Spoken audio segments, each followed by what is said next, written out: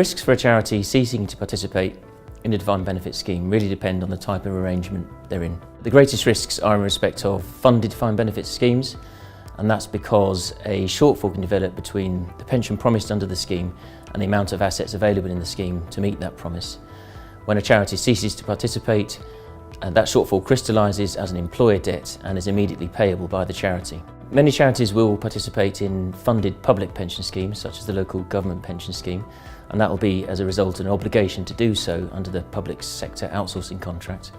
An employer debt can be triggered in those circumstances when the contract comes to an end, or when they cease to employ active members in the scheme. That debt liability is immediate, and it's down to the administrator of the local government pension scheme to call it in, and they can agree a deferred period over which to do it. But really at that point the charity is at the whim of the local authority as and when they need to pay that debt. The key thing for a local government pension scheme is that it's open to charities to negotiate the terms of their participation before they join.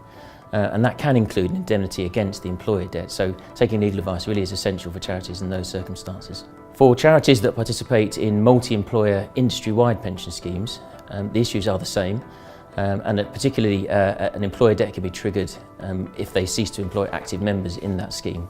And for that reason, many charities are now locked into these multi-employer defined benefit schemes, continuing to accrue defined benefit pension liabilities because they can't get out without triggering that employer debt. The options for charities with their own private funded defined benefit pension scheme are equally limited. Many of them will be looking at ceasing future accrual in the scheme, so not offering defined benefits to their employees going forwards. In that instance, they'll have to look at the employment contracts to assess those risks and check the pension scheme rules to ensure that they don't inadvertently trigger an employer debt. In terms of dealing with that employer debt, the options are: one, to find another charity or company that are willing to take on that liability, or to continue to fund the scheme effectively until they can get it to a level where there's enough assets for them to buy out the liabilities with an insurance company. Many charities will also be participating in unfunded public pension schemes, such as a teacher's pension scheme, a civil service pension scheme. In those schemes there isn't the risk of the employer debt, and that's because the government effectively underwrites them, so if there is any shortfall the government will meet it.